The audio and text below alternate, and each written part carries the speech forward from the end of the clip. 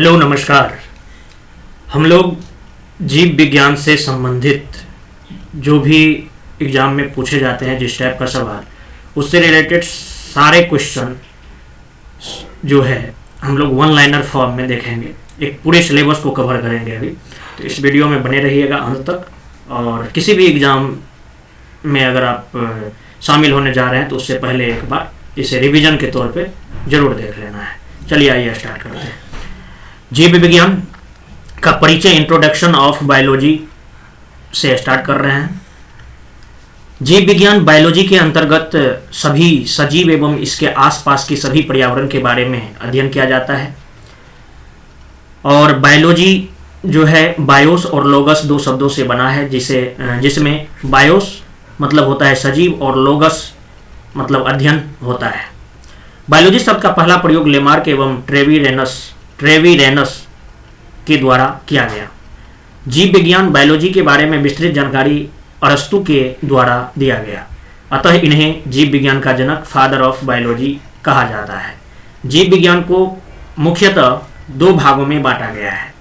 जंतु विज्ञान, जिसे जूलॉजी बोलते हैं, जंतु विज्ञान के बारे में विस्तृत जानकारी अरस्तु के द्वारा दिया गया, अतः इन्हें फादर ऑफ जूलॉजी कहा जाता है। और दूसरा भाग जो है वो है बॉटनी, वनस्पति विज्ञान। वनस्पति विज्ञान के अंतर्गत पेड़ पौधे एवं इसके आसपास के वातावरण का अध्ययन किया जाता है। और वनस्पति विज्ञान के बारे में विस्तृत जानकारी थियोफ्रेस्टस के द्वारा जो है दिया गया। इन्हें फादर ऑफ बॉटनी यानी वनस्पति विज्ञान के जनक कहा जाता है। किसको? थियोफ्रेस्टस महोदय को। उसके बाद नेक्स्ट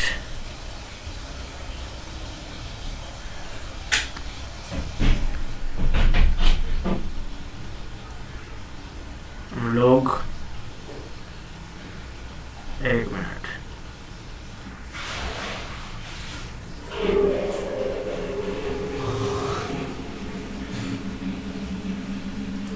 हाँ, थियोफ्रेस्टस महोदय को बॉटनी का, जंतु विज्ञान का जनक कहा जाता है। और सजीवों के वर्गीकरण क्लासिफिकेशन के लिए जो है कैरोलिस लीनियस वंश के कैरोलस लीनियस, यहाँ पे मैं यहाँ पेरेंटिंग में थोड़ा दिक्कत आया है, कैरोलस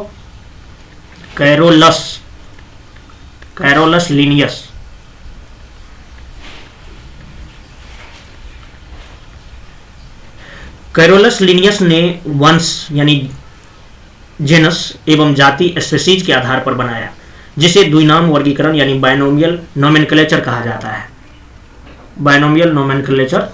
है। अतः कैरोलिन लीनियस को बायनोमियल नोमेनक्लेचर द्विनाम पद्धति का जनक कहा जाता है। वर्गीकरण के इस सिद्धांत से सबसे बड़ी इकाई जो है किंगडम को, सबसे बड़ी इकाई जगत यानी किंगडम को माना गया है, जबकि सबसे छोटी इकाई जो है स्पीशीज को माना गया है। सबसे छोटी इकाई जाति या स्पीशीज को माना गया है। अनुवांशिकी जेनेटिक्स के अंतर्गत अनुवांशिक पदार्थ का अध्ययन किया जाता है। अनुवांशिक का जनक father of genetics Gregor John Mendel को माना जाता है। मेंडल ने अपने प्रयोग के लिए मटर का पौधा पियम सेटिवम गार्डन पी का प्रयोग किया। पियम सेटिवम या गार्डन पी का प्रयोग किया था।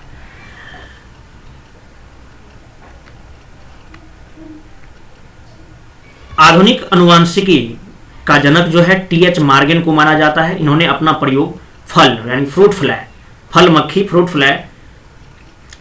फ्लाई ड्रोसोफिला, इसको ड्रोसोफिला बोलते हैं, यहाँ पे मैं लिख देता हूँ ड्रोसोफिला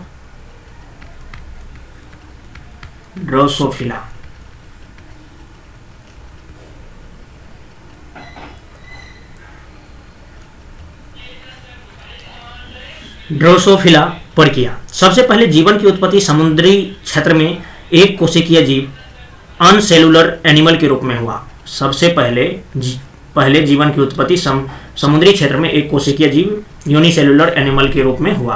पृथ्वी पर सबसे पहले नील हरित शैवाल ब्लू ग्रीन एल्गी का विकास हुआ। सबसे पहले कोशिका की खोज रॉबर्ट हुक ने 1665 ईस्वी में किया और इन्होंने मृत कोशिका डेड सेल की खोज किया था। रॉबर्ट हुक ने ही साधारण सूक्ष्मदर्शी सिंपल माइक्रोस्कोप की खोज की है, और इसी के द्वारा जो है कॉर्क कैम्बियम से पहली बार मृत कोशिका की खोज किया। ठीक है, और ये जो सिंपल माइक्रोस्कोप था स्वनिर्मित किया था उसने। पहली बार जीवित कोशिका की खोज एंटोनी वॉन लीवनहॉक ने किया था। लीवनहॉक के द्वारा ही जीवाणु की खोज किया गया। अतः लीवनहॉक को जीवाणु विज्ञान का जनक, फादर ऑफ माइक्रोबायोलॉजी या बैक्टीरियोलॉजी कहा जाता है। किसको भाई? लीवनहॉक को।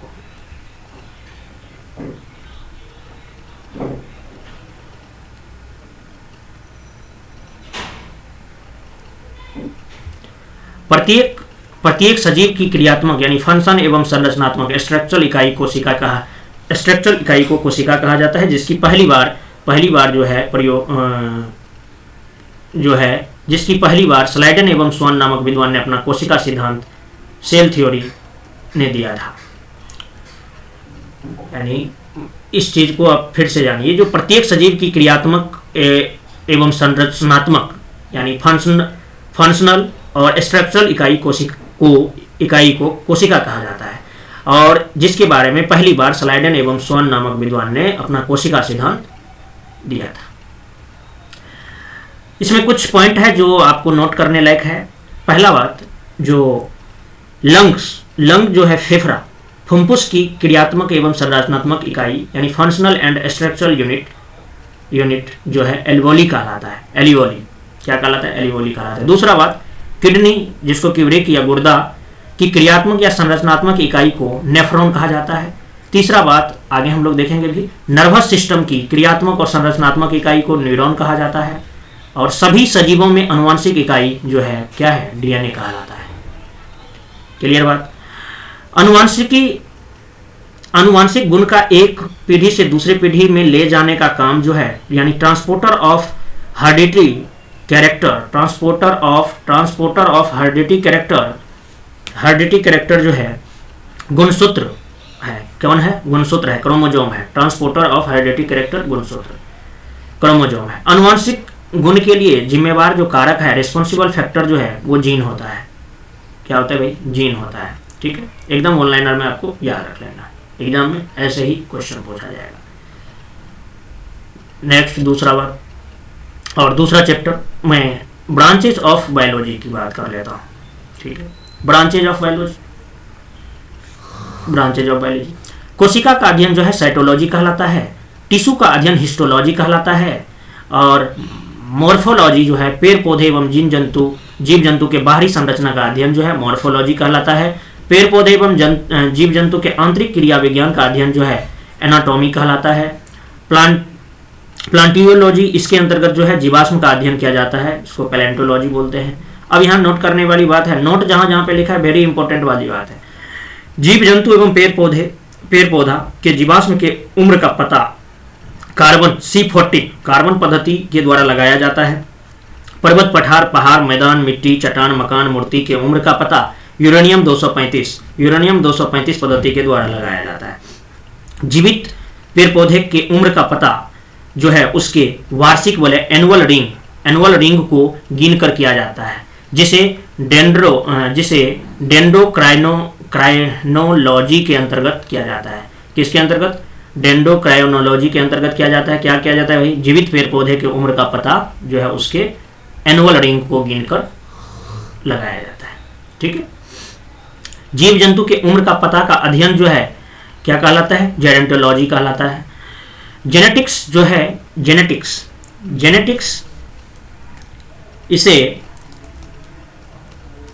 इसे अनुवांशिक पदार्थ का अध्ययन किया जाता है। इसमें जेनेटिक्स में जो है, ये जो आपको म्यू टाइप से दिख रहा है ना, ये कुछ नहीं हो रही। जेनेटिक्स में जो है इसमें अनुवांशिक पदार्थ का अध्ययन किया जाता है। और यहाँ भी नोट करने वाली बात यह है, जो प्रत्येक सजीवों में अनुवांशिक पदार्थ जो है कौन सा है? प्रत्येक सजीवों में अनुवांशिक पदार्थ डीएनए है। प्रत्येक सजीवों में अनुवांशिक इकाई भी डीएनए है। सजीवों का ब्लूप्रिंट जो है डीएनए कहलाता है। और अनुवांशिक गुण के लिए उत्तरदायी जो है वो जीन है। अनुवांशिक गुण के लिए उत्तरदायी जीन है। जीन की खोज जो है जोहानसन ने किया था। यहाँ पे जोहानसन जीन की खोज जो है जोहानसन महोदय ने किया था। ठीक है, नेक्स्ट मतलब इसी से रिलेटेड है, ई के बाद एफ।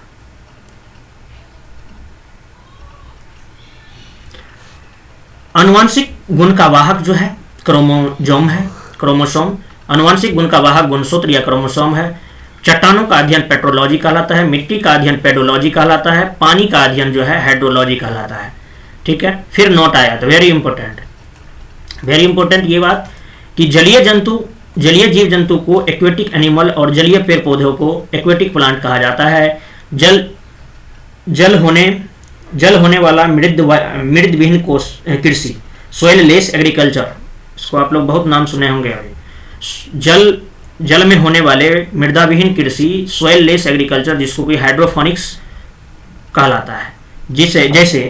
जैसे जल फल सिंघाड़ा ये सब हो गया। जैसे जल फल सिंघाड़ा, जल फल कौन सा है? सिंघाड़ा का नाम सुने होंगे कि नहीं, पानी में होता है, वो मिट्टी से इसका कोई जुड़ाव नहीं होता है। वायु में होने वाला मिट्टी विहीन कृषि जो होता है उसको एरोफिक्स बोलते हैं, एरोफिक्स कहलाता है। जैसे कि मशरूम की खेती जो है, मशरूम की खेती। उसके बाद है यूथेनिक्स वातावरणीय कारक का मनुष्य के विकास पर पड़ने वाला प्रभाव का अध्ययन जो है यूथेनिक्स कहलाता है।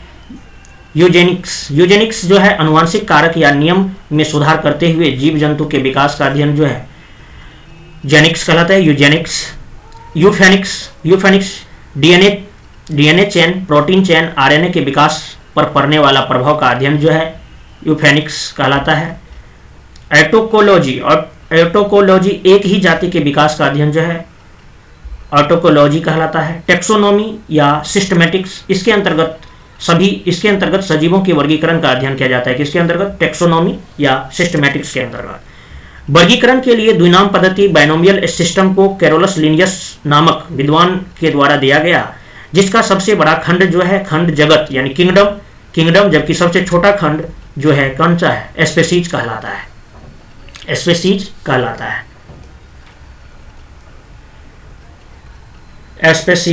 है। निंद्रा का अध्ययन जो है हाइपोनोलॉजी कहलाता है। निंद्रा का अध्ययन, एक मिनट, निंद्रा का अध्ययन हाइपोनोलॉजी कहलाता है। स्वप्न का अध्ययन ओनेरियोलॉजी कहलाता है। फाइकोलॉजी शैवाल का अध्ययन होता है। एल्गी का अध्ययन होता है। नोट, शैवाल का पुनः शरीर क्लोरोफिल का बना होता है, जिसके कारण वह अपना भोजन खुद बनाती है। अतः शैवाल को स्वपोषी यानी ऑटोट्रॉपिक कहा जाता है। किसको? शैवाल को। माइकोलॉजी इसके अंतर्गत कवक यानी फंजाई का अध्ययन किया जाता है माइकोलॉजी के अंतर्गत, और इसके शरीर में क्लोरोफिल नहीं पाया जाता है, जिसके कारण यह अपना भोजन खुद न बनाकर सड़े गले पदार्थ से अवशोषण विधि के द्वारा ग्रहण करता है। अतः कवक को मृतोपजीवी यानी सेपेरोफाइटिक कहा जाता है। ठीक है दोस्त। नेक्स्ट हेलमेंटोलॉजी इसके अंतर्गत कृमि वार्म का अध्ययन किया जाता है। एंटोमोलॉजी इसके अंतर्गत कीट इंसेक्ट का अध्ययन किया जाता है। सभी सजीवों में सबसे बड़ा वर्ग कीट वर्ग है, जबकि सबसे बड़ा संघ जो है वो ऑर्थोपोडा है। आर्केनोलॉजी इसके अंतर्गत मकड़ियों स्पाइडर का अध्ययन किया जाता है। आर्केनोलॉजी के अंतर्गत मैरमेकोलॉजी इसके अंतर्गत चींटी का अध्ययन किया जाता है। चींटी के डंक में पाया जाता है, इसके अंतर्गत चींटी का अध्ययन किया जाता है। और इसके शरीर में इसके अंतर्गत चींटी का अध्ययन किया जाता है मैरमेकोलॉजी के अंतर्गत, और चींटी के डंक में पाया जाता है, जिसके कारण फॉर्मिक एसिड लहर देता है। चींटी के डंक में जो है फॉर्मिक एसिड पाया जाता है, जिसके कारण ये लहर देता है। ठीक है। ऑर्निथोलॉजी पक्षी विज्ञान है। अब ये चीज़ आप इंग्लिश वाले सबको तो मालूम ही होगा, क्योंकि वन वर्ड सब्स्टिट्यूशन में खूब पूछा जाता है ये। ऑर्निथोलॉजी पक्षी विज्ञान है। एविस का अध्ययन जो है। सेरिनोलॉजी इसके अंतर्गत इसके अंतर्गत सरीसृप रेप्टाइल का अध्ययन किया जाता है। इसके अंतर्गत मेनेमोलॉजी स्तनधारी का अध्ययन कहलाता है। हृदय का अध्ययन कार्डियोलॉजी कहलाता है। हड्डी का अध्ययन ऑस्टियोलॉजी कहलाता है। और कार्टिलेज का अध्ययन जो है कॉन्ड्रोलॉजी कहलाता है। कार्टिलेज का अध्ययन कॉन्ड्रोलॉजी कहलाता है। कार्टिलेज का अध्ययन कॉन्ड्रोलॉजी कहलाता है। सब आपको याद रहना चाहिए, क्वेश्चन एकदम पूछा जाता है। या तो रटिए या समझिए, कुछ चीजें ऐसे हैं जो आपको रटना पड़ेगा। सेक्रोलॉजी, इसके अंतर्गत मांसपेशी का अध्ययन किया जाता है। न्यूरोलॉजी, इसके अंतर्गत तंत्रिका तंत्र का अध्ययन किया जाता है। नेफ्रोलॉजी, इसके अंतर्गत किडनी का अध्ययन किया जाता है। अब फिर नोट वाला बात यहाँ पे ये है, नोट वाले बात पे मेरा ये इसलिए रहता है क्योंकि ये क्वेश्चन आया हुआ ही रहता है कहीं गए। जैसे तंत्रिका तंत्र की इकाई आपको मैं पहले भी बता चुका हूँ, फिर से जान लीजिए, यार रिवीजन होते रहेगा। तंत्रिका तंत्र की इकाई न्यूरॉन, किडनी की इकाई नेफ्रॉन और लंग की इकाई एल्वियोली कहलाता है। हेमेटोलॉजी, खून या रक्त का अध्ययन हेमेटोलॉजी कहलाता है। सेरोलॉजी, ब्लड सेरम का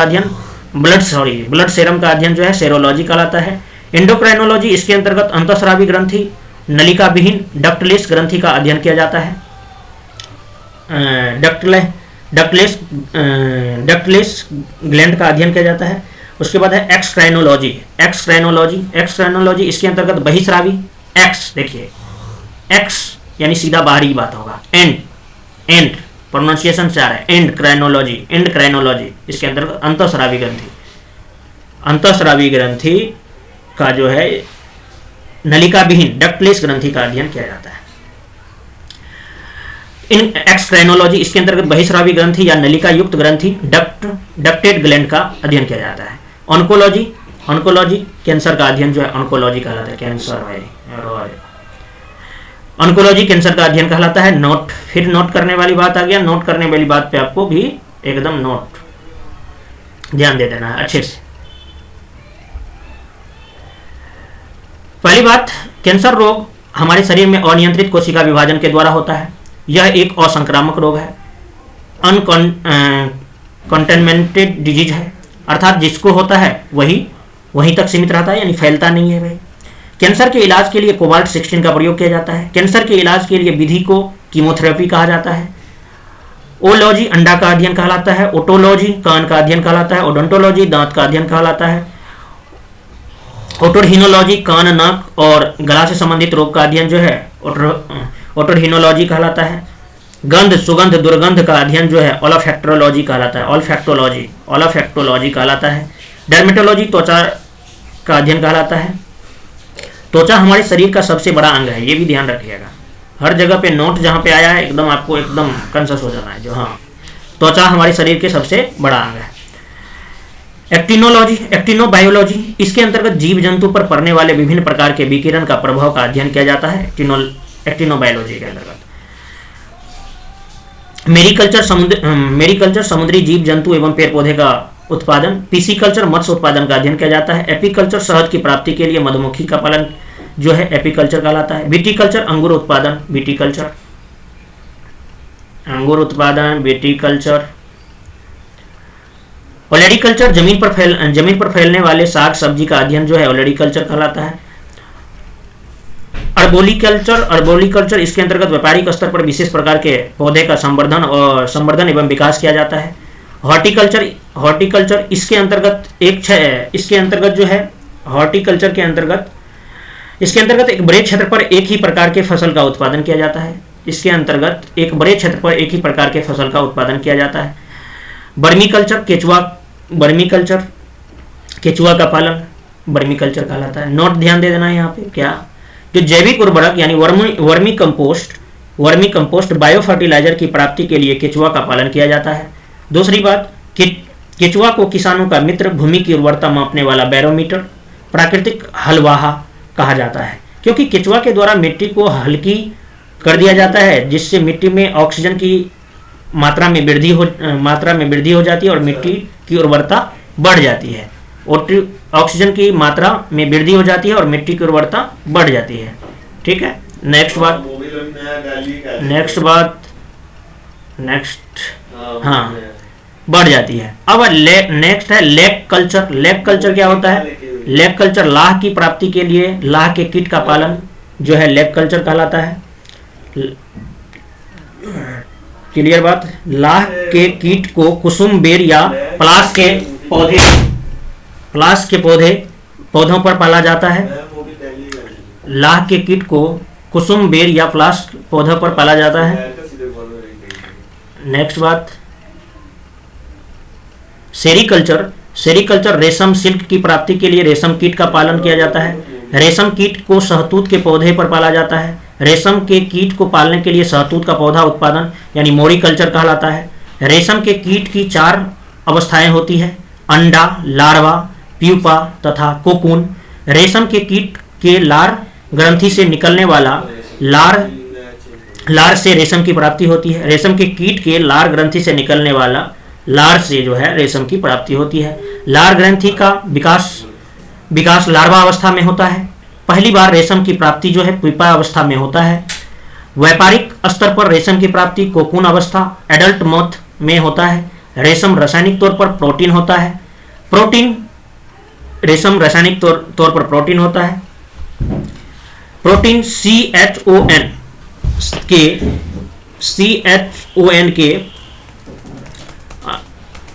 के संयोग से बना हुआ एक यौगिक है, यानी कार्बन, हाइड्रोजन, ऑक्सीजन, नाइट्रोजन के संयोग से बना हुआ यौगिक जो है प्रोटीन है।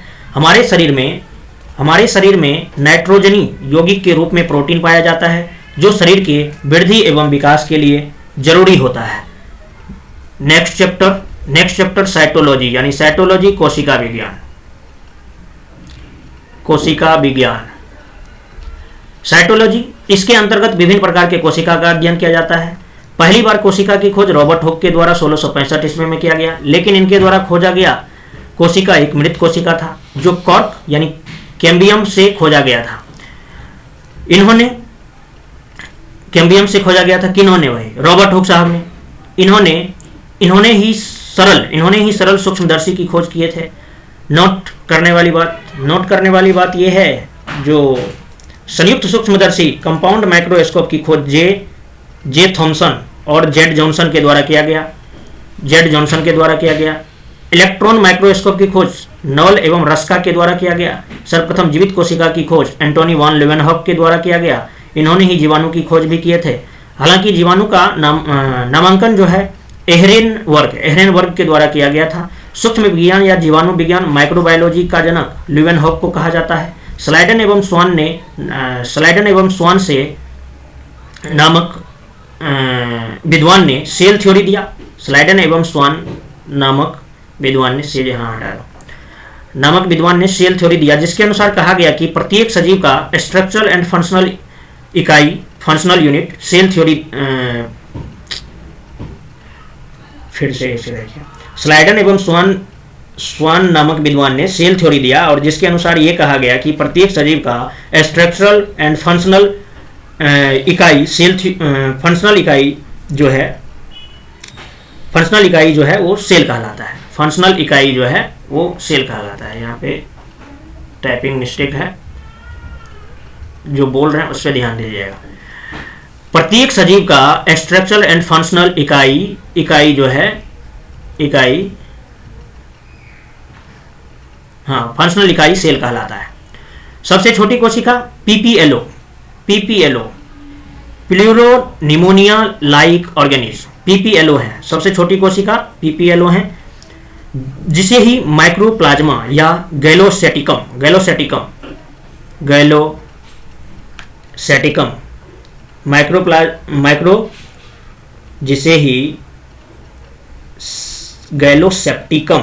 माइक्रोप्लाज्मा या गैलोसेप्टिकम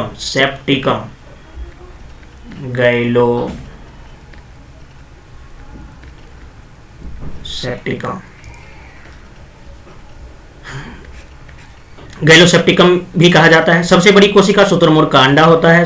सबसे लंबी कोशिका न्यूरॉन या तंत्रिका कोशिका होता है। सेल 2 प्रकार का होता है, प्रोकैरियोटिक सेल और यूकैरियोटिक सेल। प्रोकैरियोटिक सेल अविकसित कोशिका, इसमें लगभग सभी कोशिकांग यानी सेल ऑर्गेनल्स अविकसित होता है, इसीलिए इसे अविकसित कोशिका बोलते हैं। और इस प्रकार के कोशिका में डीएनए एवं आरएनए प्रोटोप्लाज्म से संबंधित होता है, और इसमें 70S यानी 50S प्लस 30S प्रकार का राइबोसोम पाया जाता है। और ये 70S क्या है, इसको एक यूनिट समझिए। इसको ज़्यादा डिटेल में जानने के लिए आपको दूसरा वीडियो देखना पड़ेगा। अविकसित कोशिका के अंतर्गत जो है PPLO या माइकोप्लाज्मा, नीलहरित शैवाल, रिकेटसिया, बैक्टीरियाफेज इत्यादि को शामिल किया जाता है। उसके बाद यूकेरियोटिक सेल यानी विकसित कोशिका, यूकेरियोटिक इस प्रकार की कोशिका में सभी कोशिकांग सेल ऑर्गेनिज्म पूरी तरह से विकसित होता है, और सभी विकसित कोशिका में 80S प्रकार का राइबोसोम पाया जाता है। प्रोकैरियोटिक में 17S प्रकार का कोशिका, और यूकेरियोटिक में 80S प्रकार का कोशिका पाया जाता है। और सभी विकसित कोशिका यानी यूकेरियोटिक सेल को दो भागों में बांटा गया है, प्लांट सेल और एनिमल सेल। अब देखते हैं प्लांट सेल क्या है।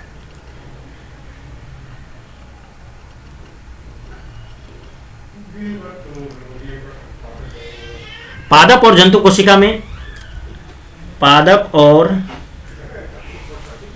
पादप कोशिका और जंतु कोशिका में अंतर।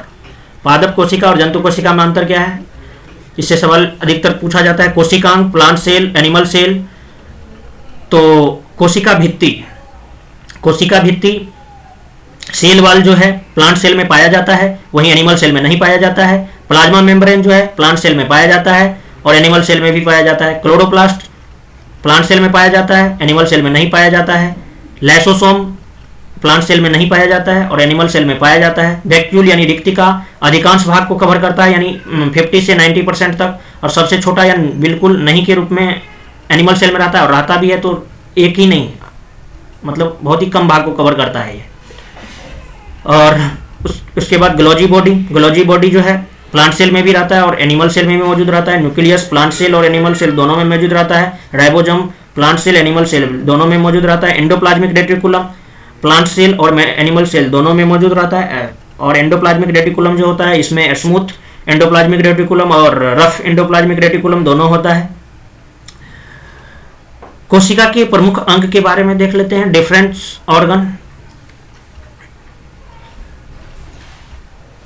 Organ of the cell. Plasma झिल्ली, प्लाज्मा झिल्ली या प्लाज्मा मेम्ब्रेन। प्रत्येक कोशिका जिस झिल्ली से घिरा हुआ रहा है उस झिल्ली को ही प्लाज्मा झिल्ली कहा जाता है। यह प्लाज्मा झिल्ली यानी फास्फोलिपिड का बना होता है, जिसमें प्रोटीन एवं वसा दोनों पाया जाता है। किसमें भाई? प्लाज्मा झिल्ली में।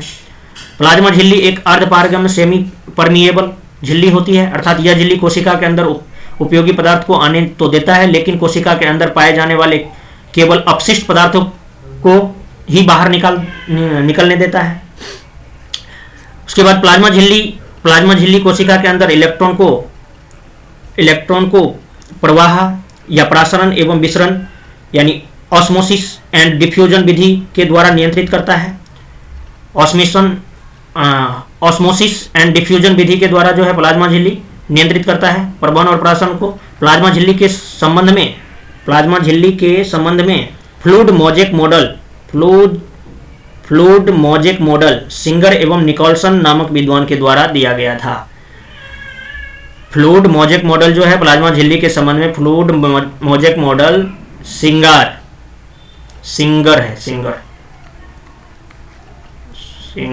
एवं निकोलसन।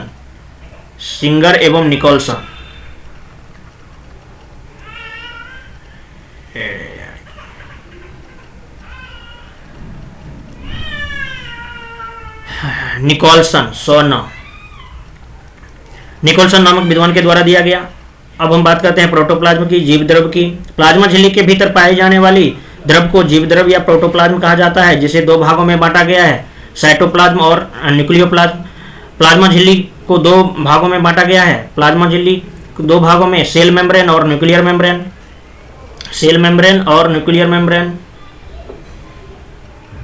नेक्स्ट बात, कोशिका झिल्ली एवं केंद्रिका झिल्ली के बीच में पाए जाने वाले द्रव को जो है साइटोप्लाज्म कहा जाता है, यानी कोशिका द्रव कहा जाता है।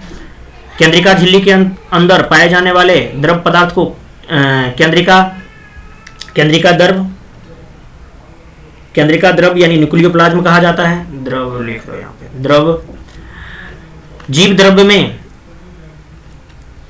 में 80% से 80% से भी अधिक भाग में पानी पाया जाता है। शेष भाग में प्रोटीन, कार्बोहाइड्रेट एवं वसा पाया जाता है। जीव द्रव एक गाढ़ा चिपचिपा द्रव होता है जिसमें स्कंदन, कोगुलेशन का गुण पाया जाता है। कोशिका द्रव में ब्राउनी गति, कोशिका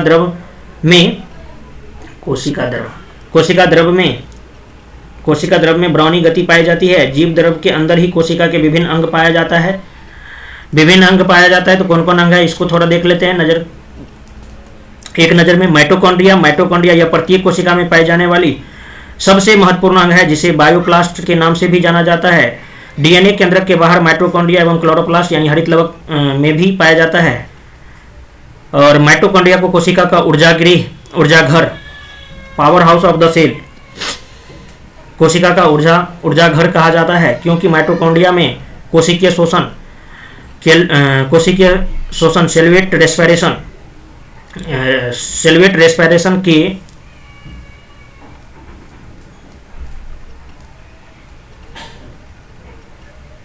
क्योंकि माइटोकॉन्ड्रिया में कोशिकीय शोषण सेल्यूलेट रेस्पिरेशन के जो क्रेब्स चक्र की प्रक्रिया होती है, क्रेब्स साइकिल्स, ये क्रेब्स चक्र है। क्रेब्स चक्र की प्रक्रिया होती है जिसके द्वारा जो है फाइब्रिक एसिड को पूरी तरह से विखंडन के फलस्वरूप जो है 18 × 2 यानी 36, एक मिनट, विखंडन के फलस्वरूप 18 × 2 36 एटीपी ऊर्जा का निर्माण होता है। एटीपी मतलब एडेनोसिन ट्राइफॉस्फेट होता है। एटीपी को कॉइन ऑफ एनर्जी कहा जाता है। दूसरा जो अंग है जीव द्रव के अंदर, जो कोशिका के दूसरा अंग है वो है गोल्जी बॉडी। प्रत्येक कोशिका में केंद्रक के निकट थैलोनुमा संरचना पाया जाता है जिसे ही गोल्जिकाय कहा जाता है, गोल्जी बॉडी कहा जाता है। और गोल्जी बॉडी का मुख्य कार्य जो है मुख्य कार्य को कोशिकीय स्रावन यानी सेलुलर सेक्रेशन करना है। मुख्य कार्य जो है क्या है? मुख्य कार्य जो है कोशिकीय स्रावन, सेलुलर सेक्रेशन करना है। अतः गोल्जिकाय को डायरेक्टर ऑफ मॉलिक्यूलर ट्रैफिक आणविक परिवहन या नियंत्रक के नाम से भी जाना जाता है। गोल्जिकाय को गोल्जी बॉडी से विभिन्न प्रकार का एंजाइम निकलता है जो लाइसोसोम के निर्माण में मदद करता है। तीसरा अंग देख लेते हैं, लाइसोसोम। यह केवल जंतु कोशिका में पाया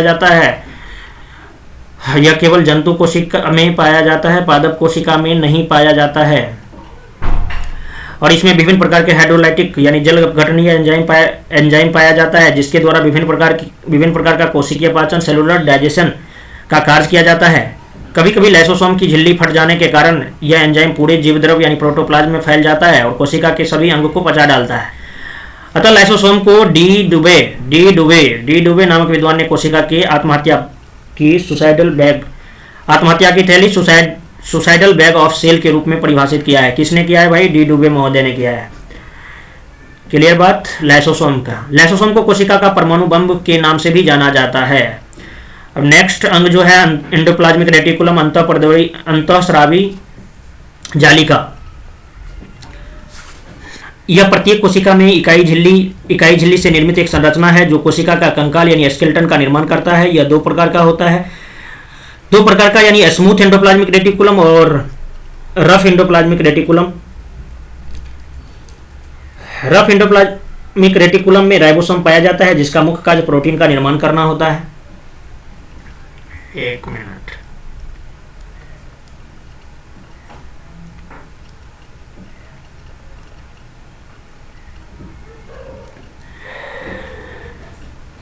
राइबोसोम पाया जाता है जिसका मुख्य कार्य प्रोटीन का निर्माण करना होता है। राइबोसोम केंद्र में डीएनए एवं आरएनए के रूप में भी पाया जाता है।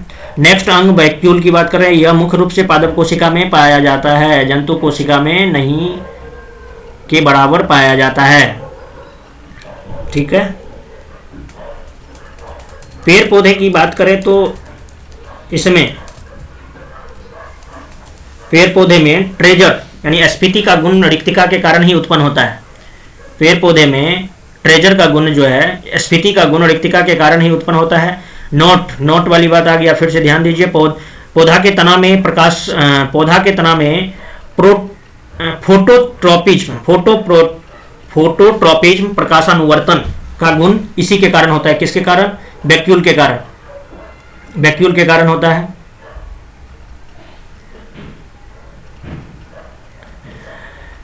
वैक्यूल। और नेक्स्ट अंग देखते हैं प्लास्टिड। यह केवल पादप कोशिका में पाया जाता है और यह जो होता है यह केवल पादप कोशिका में पाया जाता है। यह 3 प्रकार का होता है, ल्यूकोप्लास्ट, क्रोमोप्लास्ट, ल्यूकोप्लास्ट, क्लोरोप्लास्ट और क्लोरोप्लास्ट।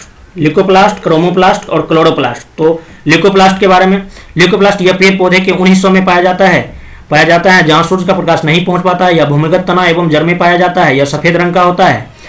और क्रोमोप्लास्ट यह रंगीन होता है जिसके कारण फल फूल का रंग अलग अलग होता है और यह कई प्रकार का होता है। वर्णिलवक क्रोमोप्लास्ट की बात करें, जैसे टमाटर का लाल रंग जो है लाइकोपिन के कारण होता है, लाइकोपिन लवक के कारण होता है। गाजर का लाल रंग केरोटीन के कारण होता है। चुकंदर का लाल रंग विटरनिन के कारण होता है। मिर्च का लाल रंग कैप्सिसन मीन के कारण होता है। मिर्च का लाल रंग कैप्सन मीन, ठीक है, कैप्सन मीन के कारण होता है। आलू का हरा रंग जो है सोलेनिन के कारण होता है, सोलेनिन के कारण होता है। प्याज का पीला रंग क्वरेसीटिन के कारण होता है। फूल यानी गेंदा का पीला रंग जो होता है, फूल में गेंदा का पीला रंग जो होता है जेंथोफिल के कारण होता है। पपीता का पीला रंग कैरिकोजेंथिन के कारण होता है। सेब का लाल रंग राइबोफ्लोविन के कारण होता है। पत्ती का पीला रंग कैरोटीन के कारण होता है। इसको एकदम रट जाना है, ठीक है। नेक्स्ट भी नोट ही है, नेक्स्ट नोट में है तो नोट पे आ जाए तो आपको ध्यान दे देना है अच्छे से। खून का लाल रंग जो होता है वो हीमोग्लोबिन के कारण होता है। खून का लाल रंग हीमोग्लोबिन के कारण होता है। मिट्टी का लाल रंग आयरन ऑक्साइड के कारण होता है। मंगल का लाल रंग आयरन ऑक्साइड के कारण होता है। और प्लास्टिड का जो तीसरा भाग है, 3 भागों में बांटा गया था, तो तीसरा भाग है क्लोरोप्लास्ट। यह केवल हरे पौधों में पाया जाता है। इसकी खोज सिम्पर नामक विद्वान के द्वारा किया गया था। और क्लोरोफिल हरित लवक का बना होता है ये, जिसका मुख्य घटक मैग्नीशियम होता है। क्लोरोफिल को प्रकाश संश्लेषी अवयव है।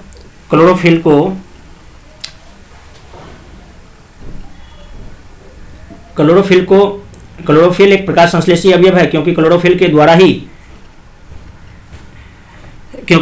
के द्वारा ही सूर्य के प्रकाश को अवशोषित किया जाता है और प्रकाश संश्लेषण की क्रिया में मदद किया जाता है। अतः क्लोरोफिल को प्लांट किचन हाउस के नाम से भी जाना जाता है। क्लोरोफिल के भीतर पाए जाने वाले कण को एस्ट्रोमा कहा जाता है, जिसमें प्रकाश संश्लेषण का अप्रकाशित प्रक्रिया डार्क रिएक्शन होता है। नोट वाली बात यह है, जो प्रकाश संश्लेषण का प्रकाशित प्रक्रिया जो है ग्रेना में संपन्न होता है। प्रकाश संश्लेषण की क्रिया जो है ग्रेना में संपन्न होता है। अब नेक्स्ट अंग की बात कर लेते हैं। नेक्स्ट अंग है केंद्रक न्यूक्लियस। इसकी खोज रॉबर्ट ब्राउन के द्वारा किया गया था। इसे कोशिका का नियंत्रण का central hall of the cell कहा जाता है। न्यूक्लियस को प्रत्येक केंद्र के चारों ओर एक झिल्ली पाई जाती है और इसे केंद्रिका झिल्ली के अंदर पाए जाने वाला द्रव को केंद्रिका द्रव कहा जाता है, जिसमें डीएनए, आरएनए एवं क्रोमोसोम पाया जाता है। केंद्रक के अंदर पाए जाने वाले धागानुमा संरचना को गुणसूत्र कहा जाता है, जो क्रोमेटिन का बना होता है। इसमें क्रोमेटिन रासायनिक तौर पर न्यूक्लियोप्रोटीन होता है, जिसमें हिस्टोन प्रोटीन पाया जाता है। नेक्स्ट अंग है क्रोमोसोम या गुणसूत्र को आनुवंशिक गुण का वाहक कहा जाता है। माता पिता से बच्चों में आनुवंशिक गुण क्रोमोसोम के द्वारा आता है, किंतु आनुवंशिक गुण के लिए उत्तरदायी कारक क्या होता है? जीन होता है। उत्तरदायी कारक जीन होता है, लेकिन आता किससे है? क्रोमोसोम के द्वारा। जीन की खोज जोहानसन के द्वारा किया गया था। यह भी डीएनए एवं हिस्टोन प्रोटीन का बना होता है। जीन भी प्रत्येक जीन का गुणसूत्र पर जो है सजा रहता है। प्रत्येक जीन गुणसूत्र पर सजा रहता है और क्रोमोसोम के माध्यम से ही जीन पर एक पीढ़ी से दूसरी पीढ़ी में गति करता है।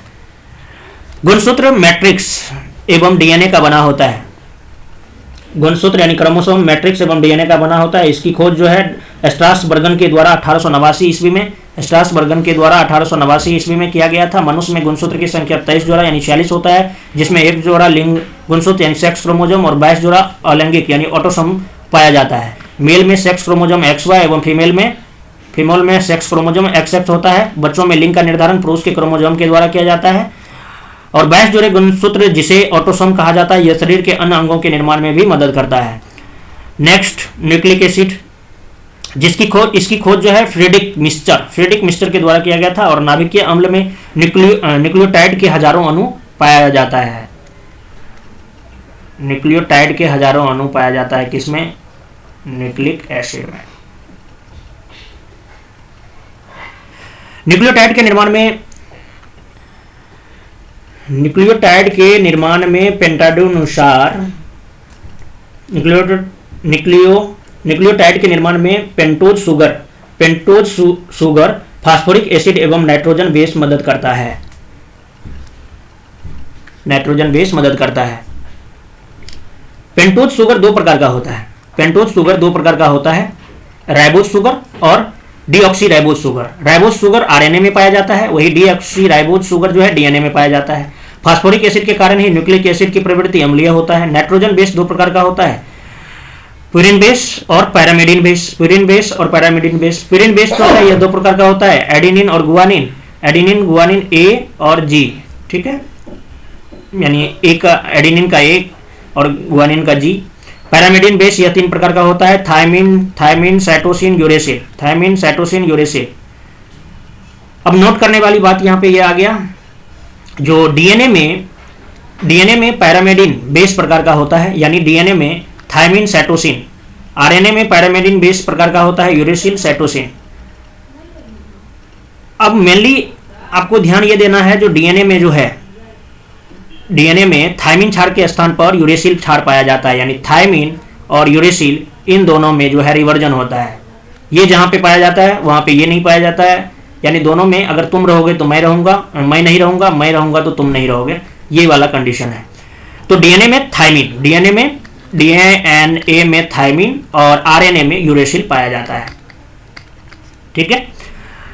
तो डीएनए में थायमिन क्षार के स्थान पर यूरेसिल क्षार पाया जाता है। नाइट्रोजन बेस हमेशा जोड़ा बनाकर रहता है, जिसमें एक प्यूरिन बेस हमेशा एक पैरामिडिन बेस के साथ जोड़ा बनाता है। डीएनए यानी डीऑक्सीराइबो न्यूक्लिक एसिड, डीएनए के बारे में बात कर लेते हैं। डीएनए क्या होता है? डीएनए वाटसन एवं क्रिक नामक विद्वान ने 1953 ईस्वी में डीएनए का द्विकुंडली मॉडल, डबल हेलिक्स मॉडल दिया था। और 1962 ईस्वी में डीएनए के एक्सरे विश्लेषण के आधार पर वाटसन एवं क्रिक महोदय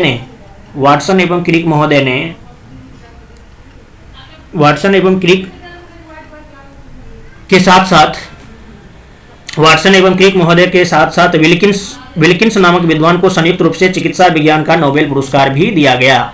डीएनए के द्विकुंडल का व्यास जो होता है वो 20 एंगस्ट्रॉम होता है। 20 एंगस्ट्रॉम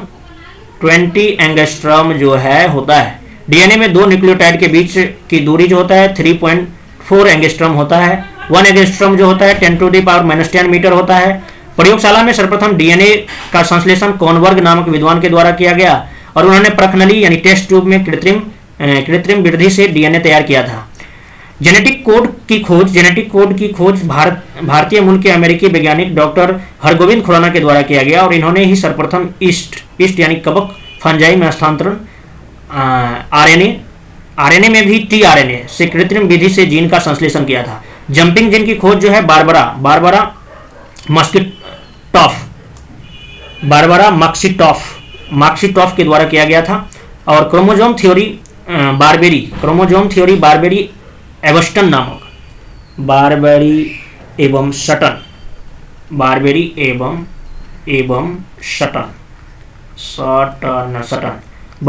सटन नामक विद्वान के द्वारा दिया गया था। सजीवों में अनुवांशिक इकाई एवं सजीवों का ब्लूप्रिंट डीएनए को कहा जाता है, जबकि अनुवांशिक गुण के लिए उत्तरदायी कारक जो होता है वो जीन होता है। नेक्स्ट, जीन होता है।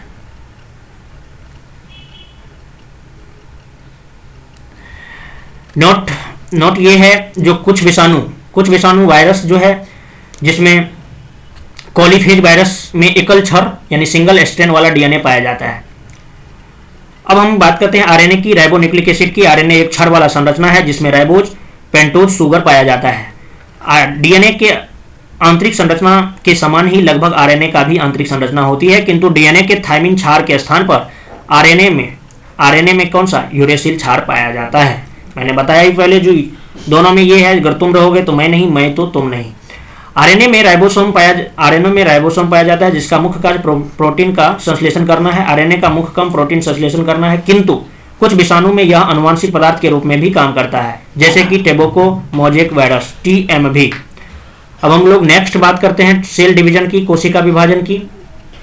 कोशिका विभाजन, सेल डिवीजन, यह जो है 3 प्रकार का होता है। 3 प्रकार का, एमिटोसिस और सूत्री विभाजन। और एमिटोसिस, इस प्रकार की कोशिका विभाजन का खोज जो है वाल्थर फ्लेमिंग नामक विद्वान के द्वारा किया गया, और इस प्रकार का कोशिका विभाजन अविकसित कोशिका प्रोकैरियोटिक सेल में होता है।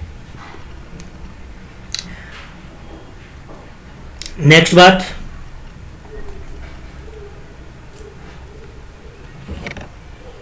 हाँ, प्रोकैरियोटिक सेल एवं कुछ जीवाणु बैक्टीरिया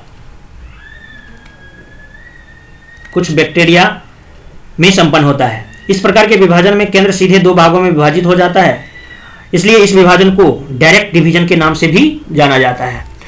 और इस प्रकार के कोशिका विभाजन में बाइनरी फिजन द्विविखंडन की घटनाएं होती है।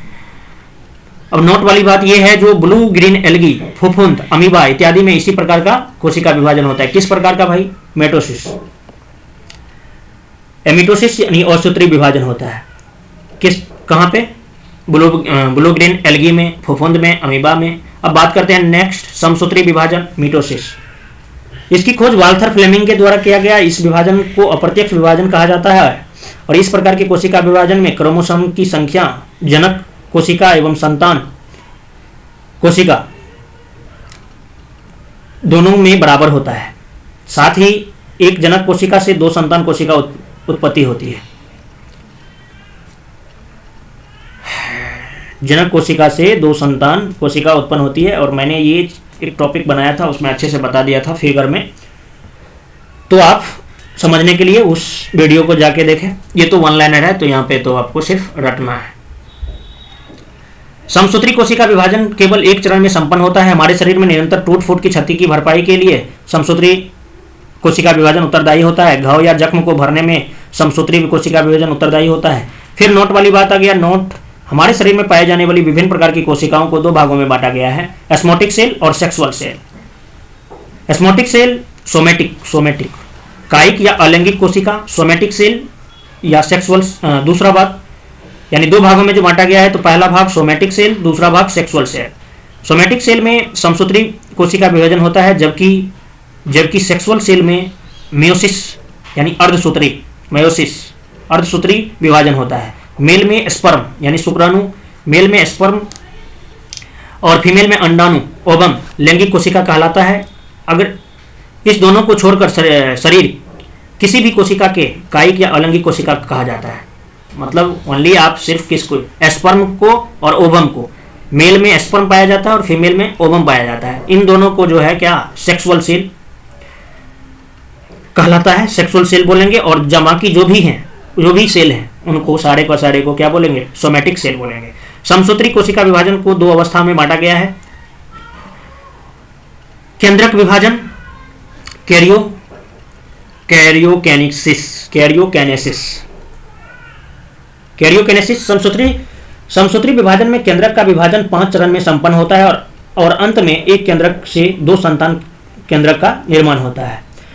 इसमें आता है एक नेक्स्ट बात जो है, 2 अवस्थाओं में जो केंद्रक विभाजन, कैरोनेसिस का ही जो भाग है इंट्राफेज होता है। इंट्राफेज, मेटाफेज, एनाफेज, टेलाफेज, इसको देखते हैं।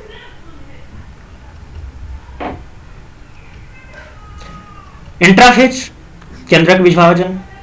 इंट्राफेज, इसमें केंद्रक विभाजन करने की सारी प्रक्रिया पूरी कर ली जाती है, किंतु विभाजन की प्रक्रिया प्रारंभ नहीं हो पाती है, अर्थात इस अवस्था को विभाजन से पूर्व की अवस्था कहा जाता है, इंट्राफेज। उसके बाद आता है प्रोफेज। इस अवस्था में केंद्रक की केंद्रिका झिल्ली टूट जाती है तथा स्पाइंडल फाइबर, तुर्क तंतु, स्पाइंडल फाइबर तुर्क तंतु का निर्माण प्रारंभ हो जाता है और इसी अवस्था में क्रोमोसोम जो है स्पेंडल फाइबर से जुड़ने लगता है, स्पेंडल फाइबर से जुड़ने लगता है। नेक्स्ट तीसरा स्टेज जो आता है मेटाफेज का, यह केंद्रक विभाजन की सबसे छोटी अवस्था होती है और इसमें जो है स्पेंडल फाइबर यानी तुर्क तंतु का निर्माण पूरा हो जाता है। उसके बाद आता है एनाफेज, इस अवस्था में गुणसूत्र की पूरी तरह से विभाजन हो जाता है और उसके बाद आता है टेलोफेज। टेलोफेज में यह केंद्रक विभाजन की अंतिम अवस्था होती है, अंतिम अवस्था यानी पांचवा अवस्था।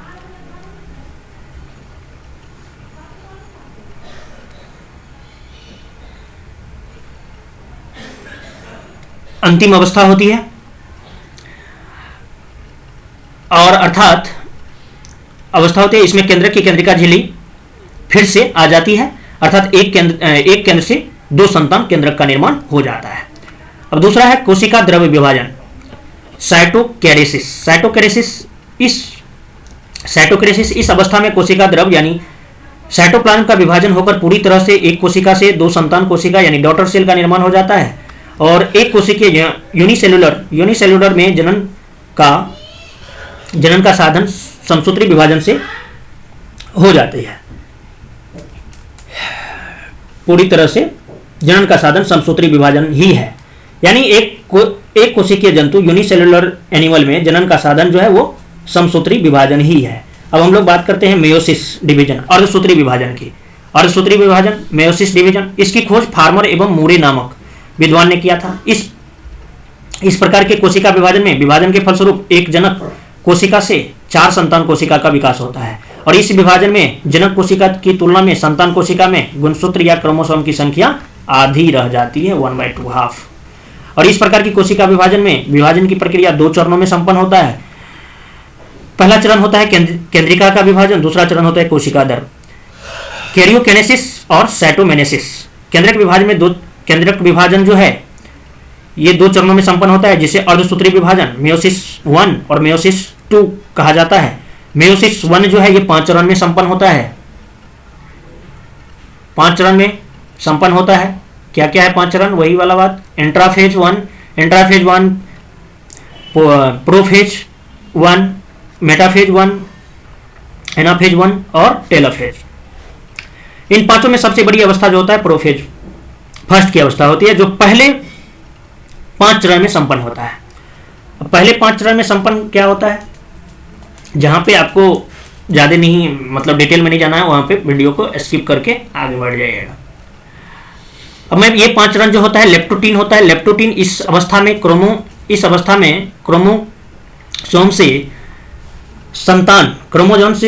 इस अवस्था में क्रोमोसोम संघनित होने लगता है और वह स्पष्ट दिखाई देता है। साथ ही सेंट्रोएक्स यानी तारक केंद्र भी बनने लगता है, किंतु विभाजन की प्रक्रिया प्रारंभ नहीं होता है। लेप्टोटीन की बात किया मैंने। वही जैगोटीन क्या होता है? जैगोटीन जो है इस अवस्था में समजात या समरूप गुणसूत्र जोड़ा बना लेता है और दोनों के बीच आकर्षण होने लगता है। उसके बाद आता है पेक्टिन। पेक्टिन इस अवस्था में गुणसूत्र जो है युग्मक तैयार कर लेता है और इसी अवस्था में अनुवांशिक सामरी या जीन का आदान प्रदान होता है, अर्थात जीन विनिमय की घटना जो है ये पेक्टिन अवस्था में ही संपन्न होता है। किस अवस्था में? पेक्टिन अवस्था में ही संपन्न होता है। उसके बाद आता है डिप्लोटीन। डिप्लोटीन इस अवस्था में समजात गुणसूत्र में फिर से प्रतिकर्षण रिपल्सन होने लगता है।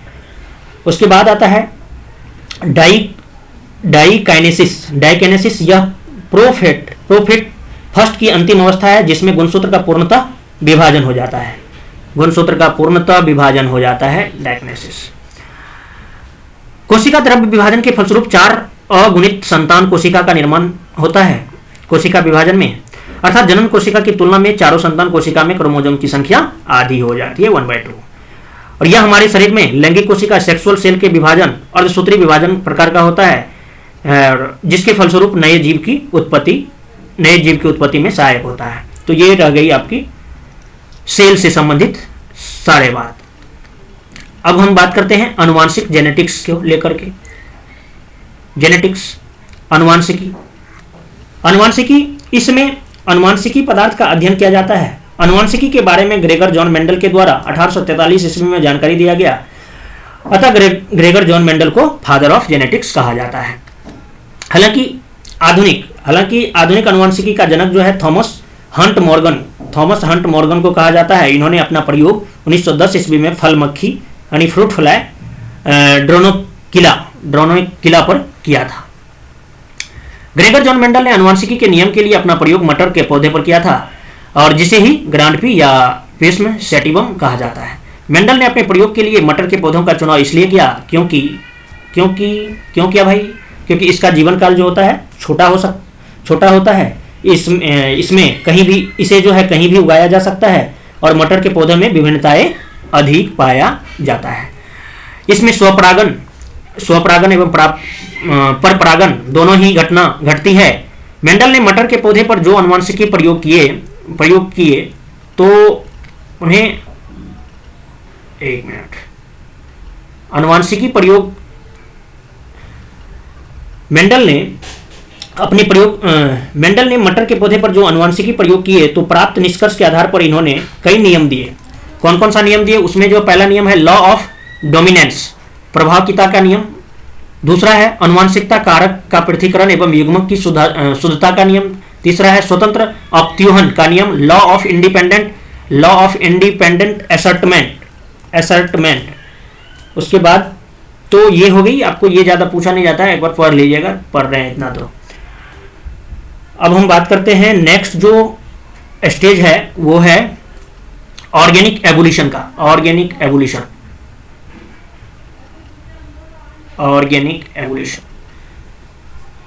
एवोल्यूशन में क्या होता है? जैव विकास के अंतर्गत निम्न कोटि के जंतु का कर्मिक विकास के फलस्वरूप उच्च कोटि के जंतु में विकसित होने का अध्ययन ही जो है वो ऑर्गेनिक एवोल्यूशन कहलाता है। यानी स्मॉल से कर्मिक वृद्धि होते होते ये लार्ज बन जाता है। फलस्वरूप कोटि के जंतु में विकसित होने का अध्ययन किया जाता है। सजीवों की संरचना यानी स्ट्रक्चर, उसका भौतिक एवं रासायनिक विकास आपस में संबंधित होता है, जिसके अंतर्गत आणविक स्तर से उच्च कोटि के जीव जंतु के विकास का अध्ययन किया जाता है। जैव विकास के प्रथम स्तर पर आणविक स्तर को रखा गया है, जिसके अंतर्गत कार्बन, हाइड्रोजन, ऑक्सीजन, नाइट्रोजन को रखा गया है, जो आपस में मिलकर न्यूक्लिक एसिड का निर्माण करता है। जैव विकास की जहां तक बात करें तो जैव विकास का सबसे पहला महत्वपूर्ण स्तर कोशिकीय स्तर कहलाता है। अर्थात सबसे पहले जैविक विकास के क्रम में एक कोशिकीय जीव का विकास हुआ। सबसे पहले जीवन की शुरुआत जो है वो समुद्री जल में हुआ और समान कोशिका के समूह को उत्तक कहा जाता है। सामान्य कोशिका के समूह को group of cell is called tissue. कई उत्तकों के समूह को अंग कहा जाता है। ठीक है, यानी ये चीज आपको मैंने बताया ही था, जो सेल, टिश्यू और सबसे बड़ा जो है ये हो गया आपका आम।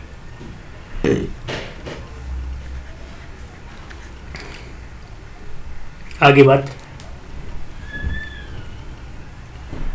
हाँ, कई उत्तकों के समूह को अंग कहा जाता है। कई अंग यानी ऑर्गन को मिलाकर के अंग तंत्र का निर्माण करते हैं और कई अंग तंत्र मिलकर एक शरीर का निर्माण करता है। क्लियर बात? समझ गए होंगे इन चीजों को। यानी सेल के सबसे अंदर सेल, उसके बाद टिश्यू, उसके बाद ऑर्गन,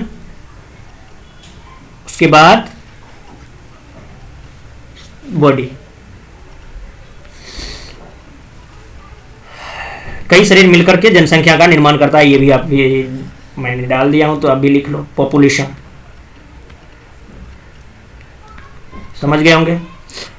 कई अंगतंत्र मिलकर एक शरीर का निर्माण करता है, कई शरीर मिलकर जनसंख्या का निर्माण करता है। विभिन्न जनसंख्या